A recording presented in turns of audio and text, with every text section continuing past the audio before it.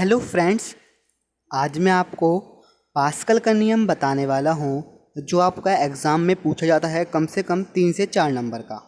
तो फ्रेंड्स, ये आपको मैं विद एग्जांपल बताने वाला हूँ।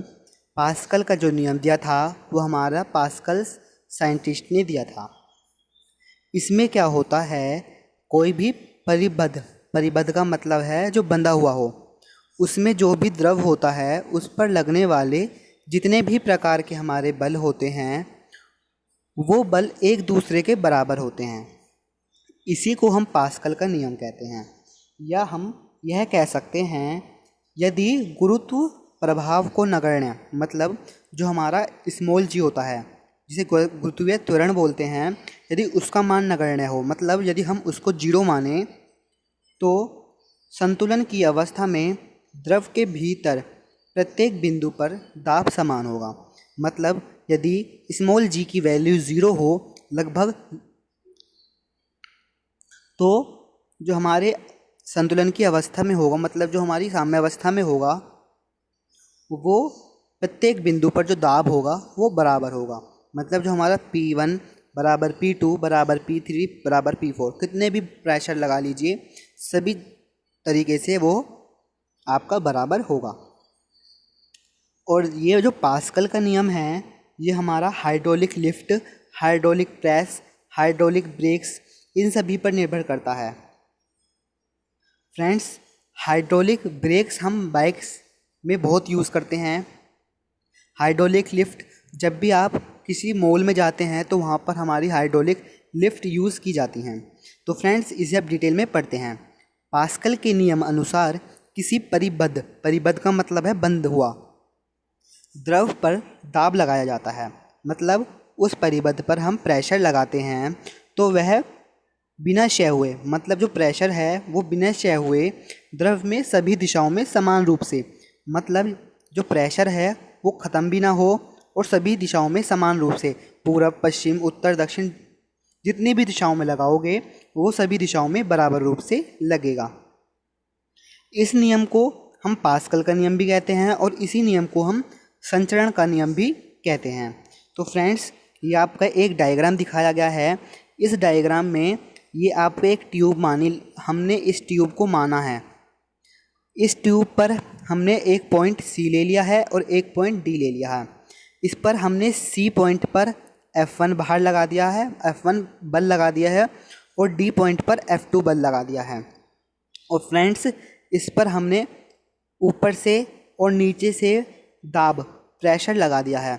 तो फ्रेंड्स, ऊपर का प्रेशर और नीचे का प्रेशर दोनों आपस में बराबर हैं, और C का दाब और D का, ये दोनों भी आपस में बराबर हैं। तो फ्रेंड्स, ये जो पूरे ऑब्जेक्ट है जो हमने माना हुआ है, ये सभी साम्य अवस्था में है। तो फ्रेंड्स, जो भी हमारा प्रेशर लग रहा है वो हमारा साम्य अवस्था में है।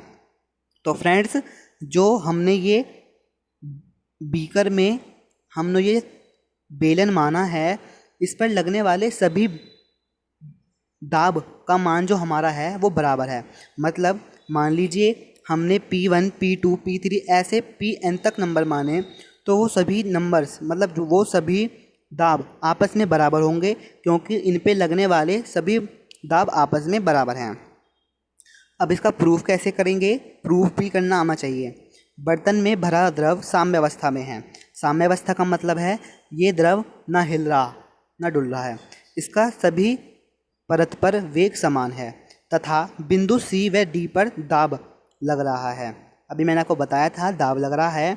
माना गुरुत्व भार G नगण्य है, इस पर साम्य अवस्था में है तो हमें गुरुत्व भार नगण्य मानना पड़ेगा, क्योंकि सभी जगहों पर स्मॉल g का मान अलग अलग होता है और कैपिटल G का मान हर जगह समान होता है। माना द्रव में एक बेलन परिच्छेद का रखा है। ये फ्रेंड्स, हमने जो ये वाला डायग्राम है ये एक बेलन की आकृति का है, तो इसे हमने बेलन का परिच्छेद क्षेत्रफल मान लिया, जिसमें C तथा D इस बेलन के पृष्ठ के केंद्र हैं। मतलब जो हमारा बिंदु C है और D है वो इस बेलन के अक्ष के बिल्कुल मध्य से जा रहे हैं, तो ये केंद्रक मान लिए गए हैं। और अगला है, माना बेलन के अंदर भरा द्रव बाह्य अंतर्गत साम्य अवस्था में है। लेकिन इसका मतलब ये है जो बल भार लगा हुआ है, मतलब जो आपका बेलन है ये भी साम्य अवस्था में है, और इसके जो बाहर आपका जल है ये भी आपका साम्य अवस्था में, जल कह लीजिए, द्रव कह लीजिए, ये सभी साम्य अवस्था में हैं।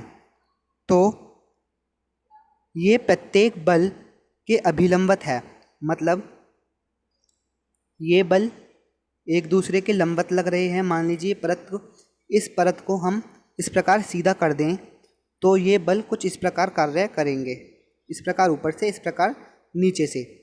तो ये आपस में एक दूसरे के लंबवत मतलब 90 डिग्री पे हैं। अतः बिंदु सी व डी पर लगने वाले बल भी F1 F2 लंबवत हैं। यदि हम इनको इस प्रकार देखें, इस बेलन को हम अगर इस प्रकार बनाएं तो इस सरफेस पर ये हमारा बल F1 लग रहा है, ये F2 लग रहा है, तो ये इसके 90 डिग्री है, ये इसके 90 डिग्री है, तो ये आपस में सभी 90 डिग्री पे हो गए। तो यह बल जो लग रहा है वो एक साम्य अवस्था में लग रहा है, और जो भी बल हैं, मतलब जो भी आपके दाब है वो आपस में बराबर हैं। दाब बराबर हमारा जो होता है वो F/A होता है, मतलब जो हमारा प्रेशर है, वो जो हमारा बल लग रहा है वो सरफेस क्षेत्रफल पर बराबर रूप से लग रहा है। अतः लगने वाले सभी बलों को समान तथा विपरीत होंगे। मतलब यदि कोई बल, ये आपका बेलन है, यदि इस पर बल ऊपर से P1 लग रहा है और P2, तो ऊपर से भी हमारा इस प्रकार ही लगेगा, नीचे से भी इस प्रकार लगेगा P1 P2, लेकिन वो होगी विपरीत दिशा, क्योंकि ये ऊपर से नीचे की ओर आ रहे हैं और जो ये बल जा रहा है वो नीचे से ऊपर की ओर जा रहा है। तो लगने वाला बल क्या हो जाएगा, F1 = F2, इस हमने इक्वेशन नंबर 1 मान लिया। C तथा D के समीप पृष्ठ पर दाब क्रमशः P1 P2 हैं। यदि पहले F लग रहा था तो P बराबर क्या होता है, F/A, तो F बराबर क्या हो जाएगा हमारा PA, और F1 की वैल्यू क्या हो जाएगी हमारी P1A, और एरिया बेलन का सेम है तो हम इसे A ही मानेंगे। इसी प्रकार F2 का मान क्या हो जाएगा P2A, प्रेशर चेंज दिखाया गया है ना, तो हमारी इक्वेशन क्या बैठ जाएगी, P1A = P2A। इक्वेशन 1 से मतलब यदि हम F1 = P1A F1 का मान रख दें और F2 = P2A F2 का मान रख दें, तो P1A = P2A आ जाएगा, और हमारा जो A से A है वो बहुत ही आसानी से कट जाएगा। A से ये हमारा कट गया तो हमारा क्या आएगा, P1A = हमारा आएगा P2A। तो फ्रेंड्स यही हमारा पास्कल का नियम था। तो फ्रेंड्स यदि आपको वीडियो अच्छी लगी हो तो लाइक करें, कमेंट करें और सब्सक्राइब करें। डिस्क्रिप्शन में मैंने इससे रिलेटेड आपकी सोम, हाइड्रोलिक्स और मोस्ट इम्पोर्टेंट PHC के लिंक्स डिस्क्रिप्शन में डाल दूँगा। धन्यवाद फ्रेंड्स।